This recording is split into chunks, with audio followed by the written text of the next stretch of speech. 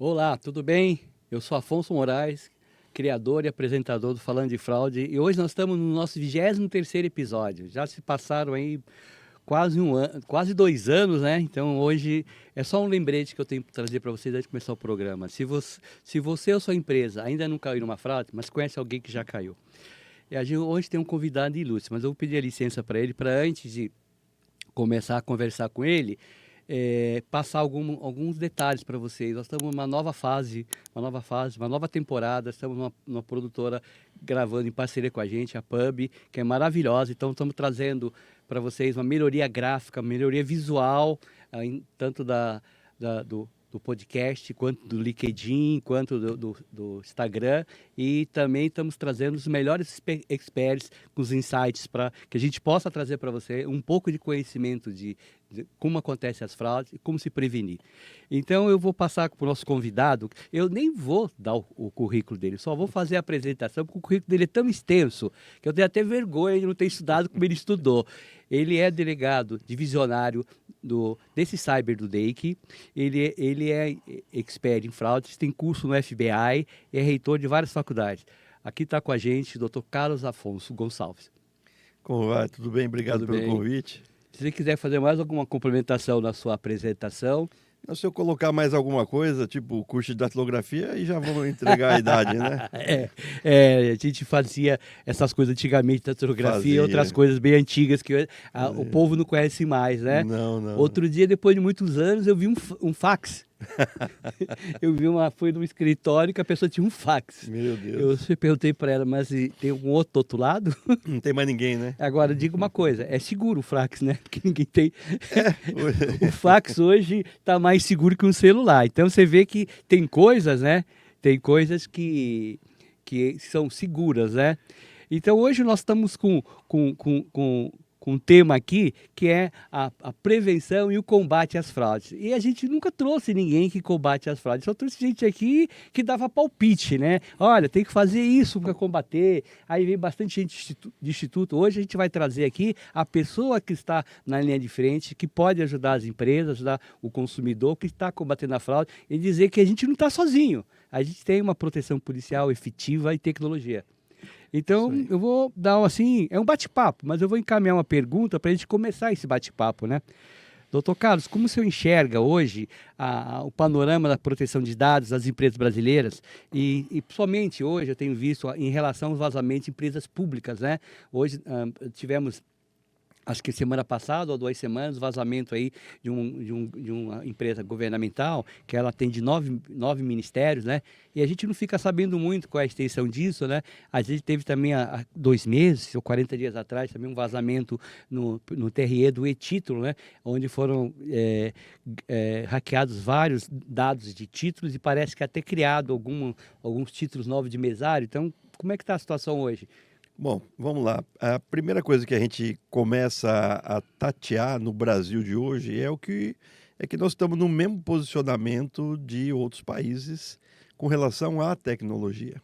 Apesar de países mais avançados e mais evoluídos possuírem uma boa segurança cibernética, tanto no setor público como no setor privado, a gente tem um fator que é comum a todos esses setores, que é o ser humano. É o ser humano operando uma máquina, é o ser humano acessando um computador, é o ser humano portando os seus próprios dados ou os dados de outro. E a partir daí acontecem ou golpes ou fraudes. E essa divisão entre golpe e fraude é importante, porque quando a gente está falando de um golpe, nós estamos falando da famosa engenharia social, né? O golpe ele existe, ele é desde a década de 1919, Eu diria que desde que o mundo é mundo, 1920, exato. desde a da época mais remotas, a criação do Sim. mundo, já tinha aquele que tinha as três latinhas lá com a bolinha no meio. Aquele é muito antigo, né? Sim, sim. E a gente fixa mais ou menos uma data com o Ponzi, né? 1920, o criador da chamada pirâmide, né? Ah, E sim, de lá para sim. cá, isso é o que a gente chama de golpe, ou seja, é uma modalidade em que alguém é levado a um erro, alguém é enganado e obrigatoriamente a vítima precisa participar para que exista o crime. Na fraude, não. Na fraude, eu já tenho uma tecnologia muito mais avançada, eu já tenho a não participação da A vítima. fraude seria um estelionato digital. Na verdade, os 2 são digitais, né. A fraude, a vítima não Não, mas participa. o tipo de estelionato que monta, né? Porque você, para montar uma fraude mesmo física, precisa ter toda uma estratégia, né? Sim, para enganar a Isso. vítima se for um golpe. E os golpes hoje, eles estão em volta de 95 a 97% dos casos que a gente vê no cotidiano, que a gente vê no dia a dia. As pessoas sendo enganadas. As fraudes já são mais difíceis de acontecer. Por quê?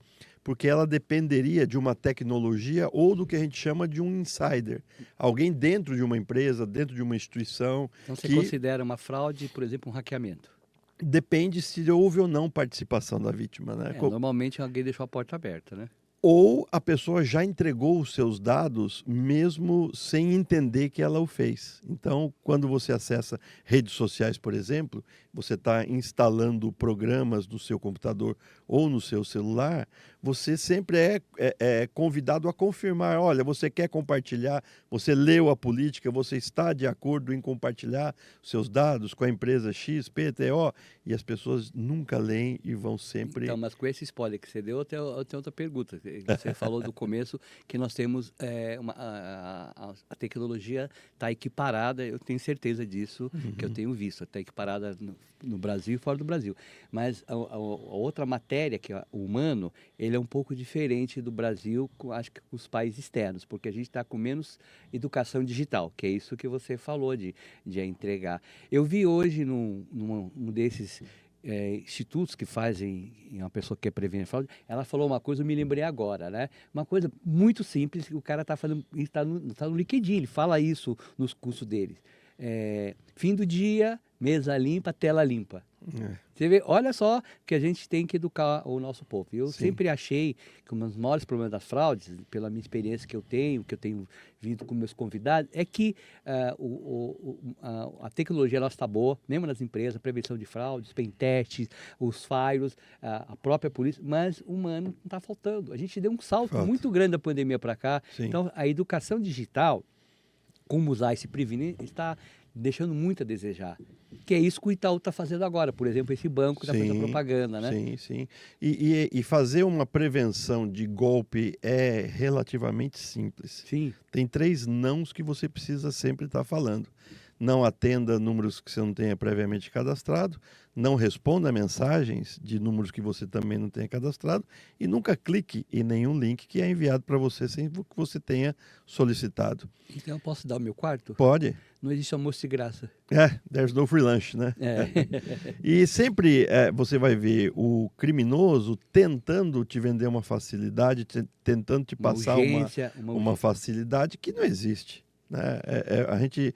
A gente atende lá na divisão de crimes cibernéticos, desde as pessoas mais humildes até empresários de um quilate bem maior. E você percebe que as pessoas elas estão alinhadas com as tecnologias de informação e comunicação, o telefone celular, por exemplo, e elas atuam no piloto automático. Então, elas vão respondendo pessoas, vão mandando e-mail, é o lazer misturado com o trabalho, é a família misturado com o trabalho, e a coisa vai se avolumando, e a pessoa, às vezes, ela sem querer, ela clica em algum link que não deveria, e ela dá acesso ao seu Esse professor equipamento. também colocou uma outra imagem, eu lembrei agora. Estou lembrando as imagens que eu vi hoje cedo, eu estava tentando manter um contato com ele, ele postou uma imagem dizendo assim, banco na rua, várias pessoas andando na rua com os celulares e Sim, acessando o banco, andando. fazendo Fazendo transações. transações em banco, em redes públicas, talvez, em Wi-Fi público, né? Sim, Então, assim, a gente não tem cuidado nenhum. Ganhou facilidade, ganhou rapidez, mas não tem o menor cuidado. Eu sempre falo, né, que como é que a gente quer que não sofrer fraude? Se antigamente, para você fazer um pagamento, sentava-se numa mesa, pegava o talão de cheque, olha quanto tempo vai demorar. Abria o talão de cheque, escrevia o valor, depois escrevia o valor por extenso, colocava o nome da pessoa que ia receber a conta, cruzava, virava e colocava o telefone e assinava. é Então isso. você imagina, hoje o cara faz isso em 10 segundos, ele pega um Pix lá, ele nem vê para quem está indo o Pix, ele nem vê o endereço do marketplace que está comprando. A questão cultural ela vem é muito em pauta com essa temática de golpe e fraude, especialmente dos golpes, né? Nós temos uma questão aí da pandemia, né? Que a pandemia mudou o mundo, a gente vive num outro mundo Nós hoje. demos um salto de 10 anos em digital. Demos. E nós temos hoje alguma coisa que as gerações passadas não tiveram. Hoje as gerações convivem em 3 gerações, né? Sou eu, meus pais que ainda são vivos, meus filhos que estão aí. Nós todos convivemos no mesmo tempo, né? E com velocidades de pensamento e com valores de pensamento completamente diferentes. Um jovem hoje, ele não tem a paciência, por exemplo, de uma pessoa madura, por exemplo, para fazer um investimento ou para esperar um telefonema ou alguém responder uma Se oferecer mensagem. 10% para ele. Isso é um outro detalhe. A gente fez uma entrevista com um especialista em fraudes, e a gente estava fazendo uma análise das fraudes globais e das fraudes no Brasil. E aí foi perguntado para ele qual que era a fraude nos Estados Unidos e na Inglaterra que existia mais. Principalmente nos Estados Unidos, a fraude que tem mais não é essas fraudes nossas aqui de golpe do emprego, Não. nem é de pirâmide e de investimentos. É. De investimentos, porque o jovem lá quer muito rápido que ganhar. Então, se alguém oferece 10%, nem precisa, porque lá os juros são mais baixos, oferece 5%, ele já não toma cuidado e embarca, né? Vai, porque a saving account dos americanos, você coloca $100 hoje, daqui 10 anos ela vai ter $100, né? Se ele quiser ganhar, ele vai ter que arriscar, ele vai ter que colocar no mercado, comprar ações, títulos, e aí vai. Isso é o que é nos Estados Unidos as fraudes. Bom, mas partindo disso, quais as principais ameaças cibernéticas que principalmente as organizações devem se preocupar? Principalmente as empresas, né? Empresas públicas e particulares. A empresa pública está na LGPD, que ela tem uma obrigação dobrada, né? Ela tem, como ela guarda dados sensíveis em maior quantidade, e ela não é obrigada a fornecer dados, então ela tem um cuidado maior para que esses dados não vazem. Nós tivemos como exemplo, ano passado, se não me falha a memória, um vazamento de dados da SPTran de 12 milhões de dados, né? Onde tinha dados bem sensíveis. Esse caso a gente apurou pela Cyber lá, né? Então, e o que deu esse caso? Nós chegamos ao vazador, e na verdade tratava-se de uma extorsão. Ele vazou uma base de dados muito antiga para justamente tentar uma vantagem econômica aí com relação à SPTrans. Mas, independentemente desse caso, o que acomete as empresas hoje em dia é que uma grande parcela delas ainda não se ateve à questão da segurança cibernética. Elas não estão, por exemplo, habituadas a ter no seu demonstrativo de resultados ou na sua linha orçamentária os gastos e os investimentos com segurança cibernética. Você está falando a linguagem que eu tenho falado, as duas coisas. A linguagem da educação digital e que as empresas não consideram a segurança como investimento, elas consideram como despesa. Como despesa. E às vezes a gente atende alguns casos, né, em que você vai na empresa e ela usa um firewall gratuito ou um antivírus de demonstração, né? E empresas grandes, com 300, 500 funcionários, tentando ou imaginando que se ela simplesmente colocar algumas câmeras de vigilância, a segurança dela tá feita. Não é mais física. Pois é, e o que acontece é o seguinte, nós não temos fronteiras no crime virtual. Então, um criminoso da Finlândia, da Suécia, ele manda um e-mail com ransomware para o mundo todo, e ele vai atingir uma vítima no Brasil, no Paraguai, na Holanda, na África, na Austrália. Não tem limite. Quando esse cyber tem tido muito caso em que os fraudadores estão de fora, somente nos países asiáticos? Nós temos de Brasil todo, né? E não só São Paulo, né? A gente tem tido criminosos do mundo todo também. Porque os países asiáticos, somente os países asiáticos e a Nigéria, né? São celeiros de fraudadores, né? Na verdade, a Nigéria ela é um país hoje que, para nós, ela tem recebido alguns telefones furtados ou roubados no Brasil, tá? E alguns de São Paulo, inclusive. Mas, em termos de fraude, os nigerianos eles são muito aplicadores do chamado golpe do amor, né? Eles pegam alguns números, entram em contato com mulheres e tentam ali Eles fazer uma começaram, arrecadação de dinheiro. eles foram os arquitetos das fraudes, dessas fraudes, não de golpes, as fraudes, daquelas, na década de 80, o final da década de 80, daquelas que você recebia um e-mail, a fraude era por Do e-mail. príncipe, né? Isso. Aí depois eles passaram para o golpe do amor, É. né? Eles passaram para o golpe do amor, né? Mas eles não têm quem tem mais a mão de obra de call center, né, do mal, é o país asiático, né? O Brasil tem um call center forte também. A gente tem conseguido aí derrubar algumas quadrilhas grandes, importantes, que têm tentado aí simular alguns bancos, né? Os call center do crime, eles não, eles, eu tenho um call center, não do crime. A gente tem um call center, a Moraes Advogados, é um escritório de advocacia, tem há 41 anos e ela, além de advocacia, ela tem um call center. Eu comecei a estudar justamente porque nós éramos fraudados. O nosso WhatsApp era clonado, Sim. os boletos, até ações judiciais de veículos de busca e apreensão acabavam fazendo acordo lá por vazamento de dados, muitas vezes do próprio banco, os vazamentos de dados. E já faz tempo isso daí, e a coisa evoluiu, né? Uns 6 anos atrás, mais ou menos, uns 5 anos atrás, uma dessas enviadas de fraude para o nosso WhatsApp Bilsme, o cara acabou enviando as planilhas do call center. E tinha lá uma planilha lá que estipulava metas, igual a nossas. Sim. Banco tal tem Sim. de meta por dia, tal pessoa. A mecânica é a mesma, né? A estrutura é a mesma. Exatamente, e as mesmas pessoas. Só para eu acho que você conhece, mas eu já estou nisso há algum tempo. Eu estava, faz uns 2 meses, depois eu virei telefone hot. Porque quando você atende, é telefone hot.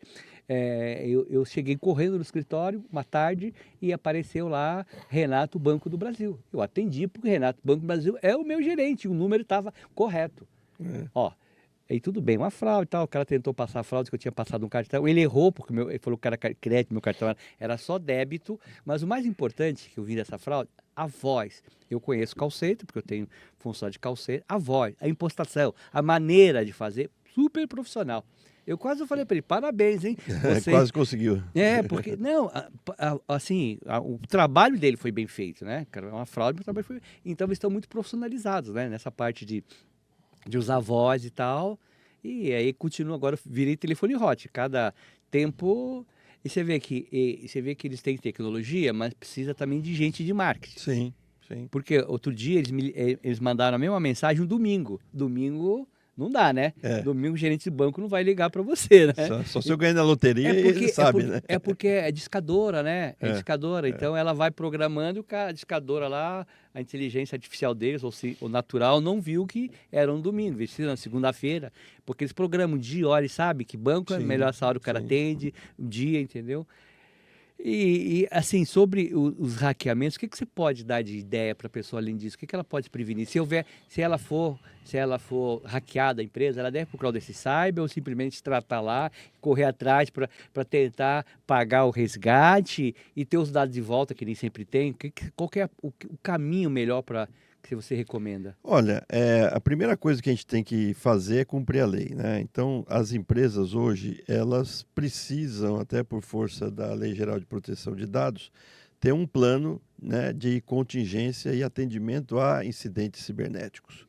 Então, a empresa tem que ter o seu backup, a empresa precisa ter os seus funcionários sempre bem informados e capacitados.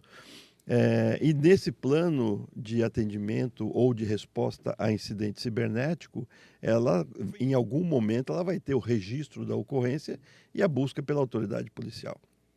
Então, ela não vai escapar de fazer isso. Ela precisa ir, de fato, efetivamente, atrás do registro da ocorrência, né?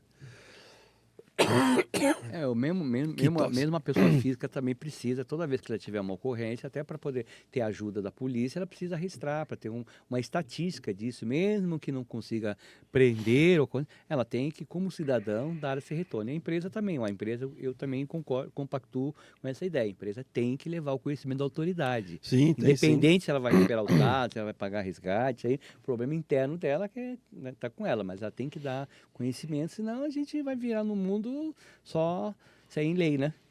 E a lei existe, e embora o crime de estelionato não seja um crime que preveja a possibilidade de uma prisão durante o curso da investigação, a não ser que seja em uma organização criminosa ou uma quadrilha, as pessoas precisam registrar as ocorrências, até para que a gente consiga identificar mais números que estejam Sim, aí praticando fraudes e IPs de máquinas e coisas dessa natureza. porque isso está ligado entre si, né? Está ligado. Mesmo sem dar os nomes, você pode compartilhar algumas fraudes notáveis que aconteceu ou golpes notáveis? Olha, a Que, gente que, tem de preferência que o dele sabe teve sucesso. A gente tem tido sucesso muito grande em recuperação de ativos que tenham sido desviados. Porque a investigação de crimes cibernéticos ela não é única e exclusivamente da polícia judiciária, mas ela também tem uma participação muito grande das instituições. Então, Do COAF. do COAF, o COAF ajuda em muito, as instituições financeiras, a própria rede de instituições financeiras, tanto bancos quanto FDICs, também tem umas equipes de Sim. proteção cibernética muito boas e as operadoras de telefonia também. A gente está arrumando para um momento em que você obter uma linha de telefone celular vai ser quase que o mesmo processo de você abrir uma conta. Então vai ter que ter impressão digital, Face ID, KIC e todos os cuidados que você tem para abrir uma conta. Enquanto isso não vem, o que a gente vê hoje que mais acontece? Mais acontece são falsas centrais telefônicas que, apesar do banco avisar, olha, não vou ligar para você, não vou mandar e-mail para você, não vou mandar link para você, as pessoas ainda acreditam, porque vem lá uma foto do banco, um número que parece ser o número do banco ou que é o próprio número do banco, mas a pessoa acaba caindo nesse tipo de golpe. Compra de automóveis, né, em que o fraudador ele liga para a pessoa e quer comprar o carro, fala assim, olha, só que o carro vai ser para o meu primo. Então ele vai aí ver, você não, por favor, não fala de valores com ele, quem vai te pagar é um outro amigo meu, quer dizer, algumas histórias. Já vi um desse igualzinho. Porque os golpes se repetem, o falso leilão. Né? O falso leilão tem sites, as pessoas, o criminoso hoje, ele replica um site, né, idêntico, ele faz um site idêntico. Só um parente, com relação essa falsa central telefônica, a Anatel já tomou uma providência. Eu sei porque a gente usa 0800 Sim. e na última contratação a gente precisou se identificar, fazer Sim. procedimento diferente. Sim, não estão sim. mandando 0800 para todo mundo, já é alguma coisa, né? Os setores estão se fechando em torno disso, isso é muito bacana. Nós temos ainda um elemento que era dificultador de identificação de IPs de equipamentos, que era a porta com 32 bits, estamos indo para 128, é o famoso IPv4 que está indo para IPv6, ou seja, eu vou ser capaz de identificar numa rede qual é o equipamento que está conectado e da onde é que já está. O HD? Não, o IP do equipamento na rede. Sim, o IP então com o HD está dentro, né? Porque antigamente se identificava o HD, né? Na verdade, a gente identifica o MAC address, né, do equipamento, como se fosse o chassi, sim. Né, cada equipamento Você vai ter uma facilidade maior. Sim, em localizar. Um caso desse, a gente trouxe ele, eu gravei ele em 2 episódios, o 8º e o 9º, se você tiver curiosidade, o som não está muito bom, mas foi o maior hack do Brasil, não sei se você ouviu falar, o Storni. Sim. Já ouviu falar dele? Sim. Então, ele hackeou a NASA com 19 anos. E ele participou da Operação Catedral, que foi na década de 80, onde ele conseguiu aprender 180 HDs, né? Sim. Inclusive, em operações policiais, ele foi pessoalmente. Você imagina a capacidade do cara para poder fazer esse trabalho quando não tinha a tecnologia que tem hoje, né? Você está me contando hoje que já aumentou aí a maneira de você aprender os IPs da máquina. Então, isso é muito bom, uma notícia boa, né? Sim. Porque a gente, quando está falando de fraudes, elas acabam indo para um outro patamar. Elas muito grande o fio da meada quando você puxa. E você me falou uma coisa e já puxou para outro, que é a sextorção, que é a pedofilia, né? Que entra já nos jogos também, que as crianças acabam sofrendo um golpe porque usa o cartão da mãe, então, entendeu? Então já vai para essa parte. E os golpes esses outros golpes, os golpes humanos, digamos assim, sexuais ou humanos, são os mais graves, né? Porque além do prejuízo financeiro, né? O prejuízo emocional é como uma ação física de um estupro, alguma coisa assim, fica uma marca indelével aí, né? Fica, e isso é uma coisa muito importante, porque o que a gente tem visto hoje em dia é o seguinte, que pai e mãe não estão querendo ser pai e mãe, estão querendo ser amigos, né? E a gente precisa cada vez mais, nesse universo cibernético, de pais que sejam pais e mães que sejam mães, ou seja, o não também é resposta, né? Eu sempre É, atendo alguns... eu vou passar esse procedimento aí, vou gravar esse procedimento e eu vou marcar para levar para minha casa, porque, sim, eu acho que isso aí é fundamental. Eu tenho uma filha de 11 anos e estou sentindo essa dificuldade que você está. Está difícil dar o não, né? E É, eu tenho um livro de cabeceira em casa, procuro usar esse livro, passar, porque não depende só de um pai, depende do casal, né? Tem uma política uniforme, né? Era um psicólogo bem antigo, ele já faleceu, em Samitiba. Quem ama educa, é o É? livro. O livro Quem Ama Educa, do Quem Isam ama Tio. educa. Exatamente esse livro. Então, Muito bom, é é muito bom. isso que precisa hoje para as pessoas educar os filhos. Porque isso faz parte da nossa política aqui de fraude, da nossa prevenção. Não é da polícia, é dos pais em casa. Precisa disso. Nós estamos tratando de hackeamento, estamos tratando do consumidor que foi fraudado de alguma maneira, o produto não entregue, ou o site era falso, mas também cuidar das crianças, né? Criar das crianças, que a internet é uma estrada aberta, que não tem a polícia lá na estrada, ela vai para qualquer lugar. Se não tiver a prevenção em casa dos pais, não tem o que fazer nessa estrada. Não, é engraçado porque a maioria das redes sociais não admitem menores de 12 anos, né? E os próprios pais criam perfis para os seus filhos, menores de 12 anos, e colocam eles ali em contato com criminosos de toda sorte, né? Exatamente. Mas assim, os pais que têm que fazer, não adianta fazer lei, né? No Não, estado, em não. Nova York, eu acabei de publicar um artigo em Nova York, a prefeita, a cidade de Nova York promulgou uma lei que agora só pode entrar no TikTok quem tiver mais de 18 anos, e fez a lei do silêncio. As redes sociais têm que extinguir a partir das 12 horas até as 8 horas da manhã. Da meia-noite às 8, não pode entrar crianças com perfil abaixo de 18 anos. Então ela criou essa lei, né? E também criou uma parte da lei que outra lei que ela vai obrigar as empresas, as redes sociais a ter um controle maior, colocar mecanismos para detectar se aquele perfil é real. E é possível fazer isso, né? A tecnologia ajuda. O que não ajuda, na verdade, é o nosso usuário, né? O nosso usuário, ele não gosta de pagar tributo, mas ele gosta de exigir serviço. Ele não gosta de cumprir a lei, mas ele quer uma proteção legal. Você vê a rapidez com que as redes sociais se moldam e se adequam à legislação dos países. Você imagina, por exemplo, aí uma empresa do tamanho da Meta, né? A Meta é detentora do Facebook, do Instagram, do WhatsApp, ela funciona no mundo todo. Em cada país é uma legislação e ela consegue prestar um serviço e atender a legislação de todos os países. E o que acontece? Às vezes um cidadão ele consegue ou ele quer burlar aquele aplicativo, aquela mídia social. É o caso da mãe e do pai que cria um perfil para uma criança. É o caso da mãe e do pai que dá um cartão de crédito para a criança ter um crédito, um limite, por exemplo, para participar de jogos, né? E aí não tem Estado ou estrutura de Estado que consiga proteger aquela criança. Sim, exatamente isso aí, porque os pais têm que perder um pouco mais de tempo, né? Se Tem que quer ser dar pai, um né? crédito, ele vai lá, coloca o crédito, É. ele tem que dar o perfil para a idade certa, porque na nossa época a gente não entrava nem em cinema, né? O que é pior, entrar na internet ou entrar num filme proibido para 18 anos?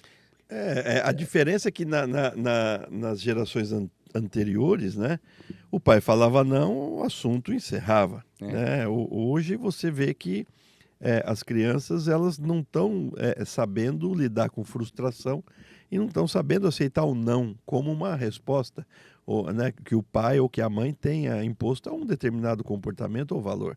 E isso é muito visível. E você percebe isso no dia a dia, né? Nas relações das pessoas, né? O conflito geracional hoje em dia ele é muito maior do que era 10, 15, 20 anos atrás. Hoje tem mais relações, mais separação de pais, até porque às vezes não aguenta o tranco de ficar cuidando dos filhos e acabam separando aí, né? O Desse Cyber, ele trata tem esse tipo de atendimento, de reclamação de sextorção, de crimes do amor? Temos Você bastante, também porque tem. são crimes patrimoniais, né? São, E eventualmente a gente também ajuda as nossas mas um número unidades. pequeno, né? Porque as pessoas têm vergonha normalmente de se expor nisso aí, né? Olha, é um número bem maior do que a gente gostaria, Ah, é? né? Tem a volumetria de trabalho nessa área, ela existe, né? Mas o que a gente percebe é exatamente aquele problema de fundo de cultura e de educação. Eu achava que tinha pouco, porque É. eu trouxe uma promotora aqui que ela cuida dessa parte nessa parte de crimes do amor e ela de feminicídio e tal, que uma coisa tem a ver com a outra, porque né, tem muito a ver. E ela falou que as pessoas é difícil, né? É difícil convencer as denúncias, né? E eu Quando a gente também. tem criança, a gente vê que os pais geralmente correm com essa temática, assim. Quando é a extorsão sexual de pessoas adultas, De né? nude, essas coisas. A gente já vê um pouco menos, né? Mesmo porque a Sim. pessoa, ela acredita no criminoso. O criminoso fala, olha, não adianta você fazer boletim de ocorrência, porque eu tenho conhecidos na polícia, aí não vai dar nada, né? E pessoas que às vezes usam até a própria imagem da gente, né? Não raras vezes você vê alguém aí Vocês pega a foto de um delegado de polícia são fraudados, né? e começa a pedir dinheiro para as pessoas, né? Eu tive um caso, um único caso. Antigamente um celular que eu compartilhava na internet para as pessoas contar os crimes, né? Eu tive um caso uma vez, um sábado, e eu tentei conduzir ela para um flagrante, porque o crime estava ainda acontecendo. Ela já havia feito depósito de R$ 30.000, aquela história normal do tipo Tinder lá, né? Que o cara foi para Dubai, veio uma encomenda, essa história da encomenda, e eu tentei convencê-la. Um sábado à tarde, eu fiquei a tarde inteira com ela, tentando convencê-la que a gente armasse alguma coisa, chamasse autoridade, armasse algum flagrante para tirar esse cidadão aí do ar. Aí, no fim do dia, ela sumiu, apagou o perfil, nunca mais eu fiquei sabendo, né? Eu fiquei Tem isso, sabendo. isso Então, tem bastante eu, também. eu, te- eu tentei ajudar, mas não consegui, né? É, Hoje, os golpes de plataforma, assim, de plataforma de marketplace também tem um volume grande, né?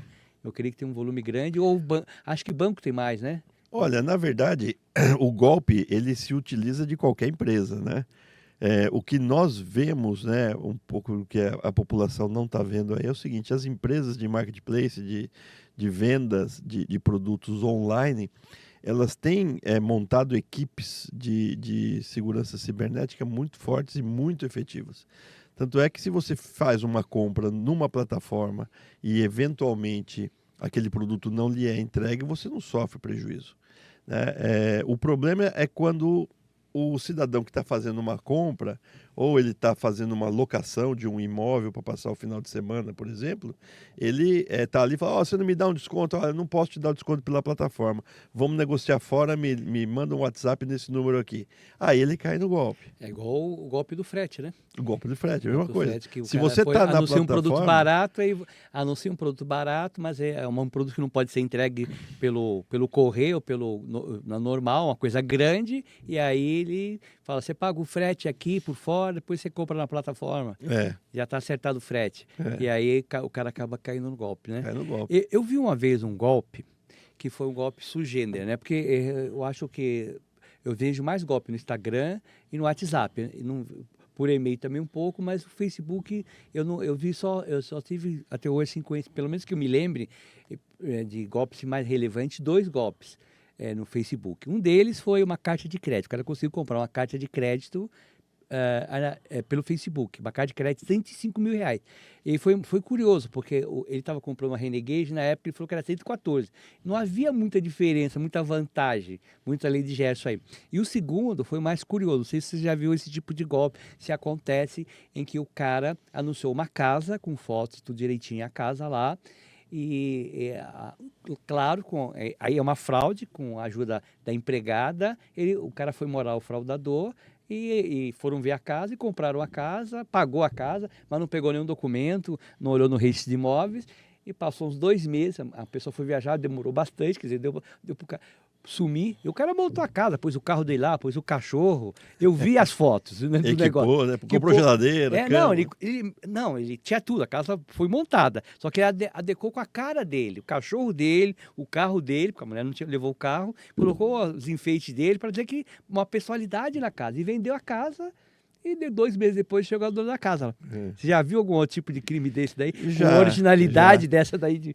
Na verdade, se você parar para pensar, né, o crime só acontece porque a vítima ela não presta atenção nos cuidados que são mínimos, Sim. né?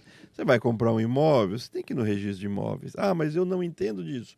Procure um advogado. Né? Eu sempre falo para as pessoas, né? Se você quer comprar 1 quilo de carne, você vai na oficina mecânica ou você vai no açougue? Você tem que ir no açougue.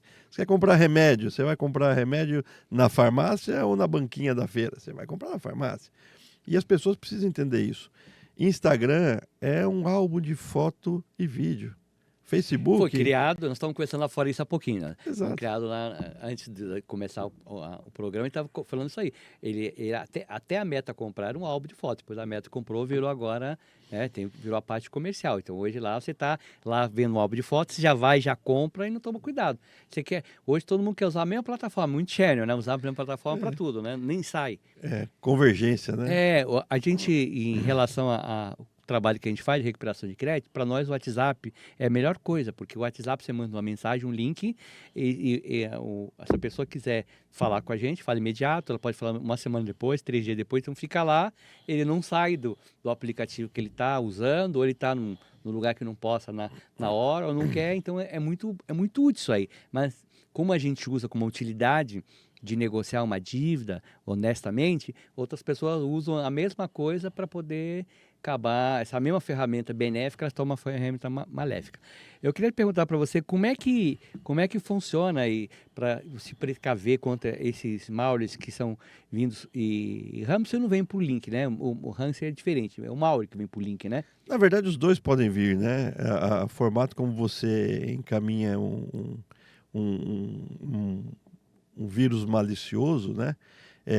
Ele pode ser por mensagem de aplicativo, ele pode ser por uma mensagem, por um e-mail, ele pode ser por uma foto, ele pode adquirir qualquer formato transitável na internet. Pelo QR Code também, né? Pode ser pelo QR Code, né?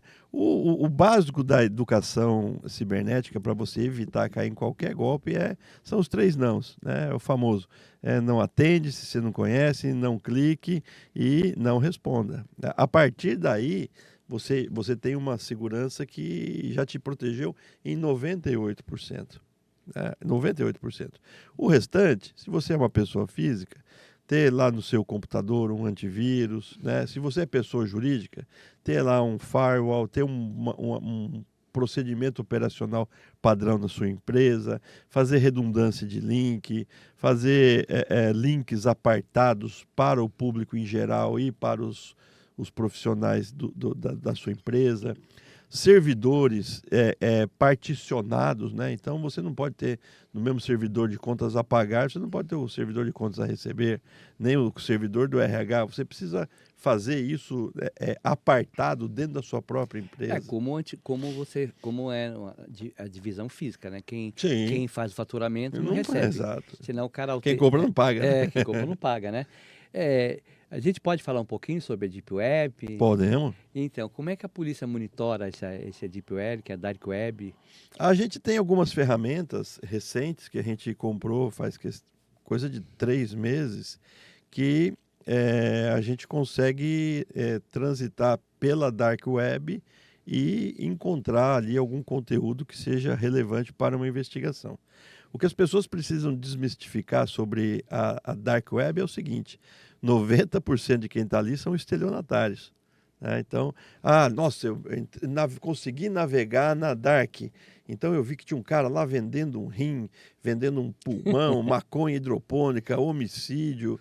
Né? Ele vende, só que ele não entrega nada. Né? Então as pessoas precisam ter também essa visão de que é um ambiente onde 90% das pessoas que estão lá são estelionatárias.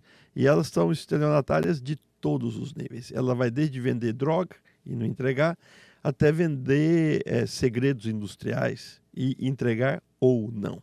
Então, criam-se ali grupos, né, em que você, para fazer parte, por exemplo, a gente estava monitorando um grupo muito interessante. Eles eram um grupo de brokers, em que eles prometiam que todos ali ficariam bilionários em um ano. Vendendo o quê? Vendendo informações privilegiadas.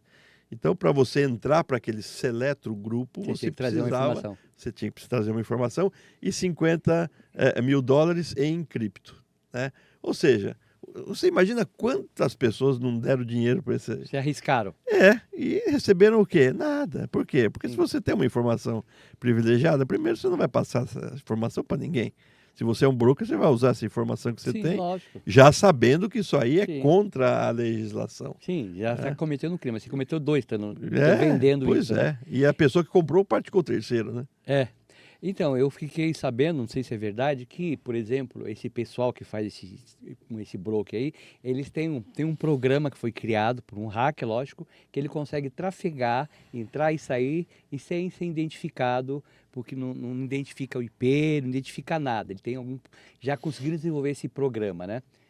Na verdade, a navegação em Dark Web é uma navegação anônima. Você tem um navegador que você usa, um Onion ou um Tor, que ele é Sim, mas depois eles específico. inventaram outra coisa dentro do Tor ou desse outro navegador que ele consegue ainda, digamos, virar fumaça. Você vira fumaça. Porque o Tor dá para identificar, não dá? A polícia tem ferramentas que consegue identificar. É muito difícil você identificar a pessoa. Você vai atrás de rastros que você consegue ver na navegação. O que a Dark Web tem de diferente da Deep Web ou da Surface? A Dark Web ela está lá embaixo. Ela está lá embaixo. Está lá embaixo. Ela é um compartimento mais para baixo. É um compartimento lá embaixo e ela transita a informação nos chamados nós. Então, se eu estou aqui conversando, eu quero comprar um produto de um marketplace da Espanha, eu vou ter 2 nós de internet daqui até a Espanha. E se eu quiser transitar e navegar na Dark Web e conversar com alguém que está no bairro do lado, eu vou passar por 30, 40 nós de internet. Então, cada nós ele embaralha, ele criptografa, ele manda por um caminho diferente que é mais difícil você chegar. Agora, a tecnologia, ela avança para todos os lados. Da mesma forma como o criminoso acha suas janelas e vai praticando os seus crimes, a polícia, as empresas também vão desenvolvendo tecnologia para justamente evitar esses crimes, né? E fechando aí as portas abertas e sofisticando, por assim dizer, a prática do crime, né? E da prevenção também. Você já ouviu falar de um vírus que foi modificado por brasileiros, o malware que foi modificado, chama Prelex? Não. Então, eu fiquei sabendo desse vírus. É um vírus que os fraudadores, estelionatários, ele infectam o servidor das redes que tem terminais de cartão de crédito. Então, o que ele faz? Ele, quando chega lá com o cartão NFC, que é o mais seguro, ele diz que não passa o cartão por algum motivo. Então, insere e aí ele consegue capturar todos os dados e a senha que o cara colocou ali e aí vai parar, logicamente, a compra, realizada a compra, mas vai parar os dados no servidor onde está infectado. Tá. Ele depende do insider aí, né? Para ele conseguir colocar isso dentro de uma rede de... Aí tem o fator humano, né? Sim. Tem o fator humano que Sempre ele tem. copula o fator humano e aí coloca dentro da rede. E assim, é uma coisa difícil de saber. Quem sofreu a fraude, ele não sabe onde foi. Ele não sabe se roubaram o cartão dele, se essas sumiu o cartão dele. fraudes, geralmente a Porque própria... brasileiro criou isso aí. A própria empresa ela acaba indenizando porque ela identifica que ela foi decorrente da falha de um processo interno, né? Já não teve a participação da vítima. A vítima nem sabe o que aconteceu. Nem sabe. Mas tem uma coisa bacana que a gente orienta as pessoas a fazerem com relação a cartão, que é a seguinte prática, né? A maioria dos bancos, não só os digitais, mas os bancos mais antigos e tradicionais, no seu cartão de crédito ali, quando você abre o seu telefone celular no seu aplicativo do banco, você tem a possibilidade de aumentar ou diminuir o seu valor de compra, o valor de crédito. Sim. Então, o que as pessoas geralmente fazem? Deixa esse valor zerado. Quando ela vai comprar alguma coisa, ela abre o aplicativo do banco, aumenta o limite até o valor da compra, vai fazer uma compra de R$200, por exemplo. Joga ali R$200, faz o pagamento por aproximação ou pelo próprio cartão físico e depois volta para o zero novamente. Então, se em eventual captura, por exemplo, nesse golpe que você aí trouxe aqui para nós, não haveria possibilidade da segunda compra sem que a própria vítima autorizasse ali o limite do cartão. Então, uma dica boa, dá um pouco de trabalho, mas faça aí. Porque segurança dá trabalho, não tem segurança sem ter trabalho nenhum. Se você deixa a porta aberta, alguém vai entrar. Exatamente isso. Se você deixar o carro na rua com a chave aberta, vão roubar seu carro. Então, você tem que tomar essas precauções, porque, sim, tem aquela história, né? Caldo de galinha e prevenção não faz mal a ninguém, né? Sempre, sempre. Infelizmente, a gente está chegando no final. Eu gostaria de ficar mais umas 2 horas com você, aprendendo seu conhecimento. Para mim, foi riquíssimo essa troca de informações que você me trouxe, esses insights. E realmente, se puder uma outra oportunidade, eu gostaria de continuar com outro episódio para trazer mais, porque as fraudes também precisam ser atualizadas, né? Sim. Então, daqui a algum tempo, a gente vai voltar a gravar, se houver a sua quiescência, né? E as pessoas querem saber como é que elas podem se comunicar com você, você tem algum, está nas redes sociais, está na mídia, o que podem entrar e perguntar e sorver um pouco do seu conhecimento. Eu tenho minhas redes sociais, né? Posso te passar aqui para você incluir aí também Isso, depois pode falar. na Sim, base a gente aí, vai né? deixar depois aqui no rodapé. Pode deixar no as redes rodapé. sociais. Vou deixar, se você me permitir também, Sim. uma árvore de resolução de problemas que a gente criou na divisão de crimes cibernéticos. Sim. Justamente quando a pessoa teve um problema nas mídias sociais ou no e-mail, ou ela quer a devolução de um Pix que ela acabou de passar. Hoje o mecanismo especial de devolução, MED, né? o MED está muito avançado, ele já está com 5 camadas de proteção. Então isso é muito bacana também. E o link da delegacia eletrônica para que a pessoa possa fazer aí fantástico. um boletim online. É isso que a gente precisa, né? Porque se caiu numa fraude, não é para cair, é para prevenção. Mas se cair numa fraude, há necessidade de fazer um boletim de ocorrência, e se for uma fraude que envolva um banco, procurar o banco, porque tem o MED, sistema de devolução direta, né? Então vocês têm que tomar todas essas providências, não deixar que só a polícia faça o trabalho dela sem nenhum suporte para isso. Então, eu agradeço ao Dr. Carlos Afonso, e foi fantástico, e a gente promete voltar aqui no outro episódio. Aos internautas, assine o canal, que a gente envie sugestões no nosso LinkedIn, no Instagram, para que a gente possa trazer convidados que têm insights que vocês estão querendo ter esse conhecimento. E agradeço, até o próximo episódio.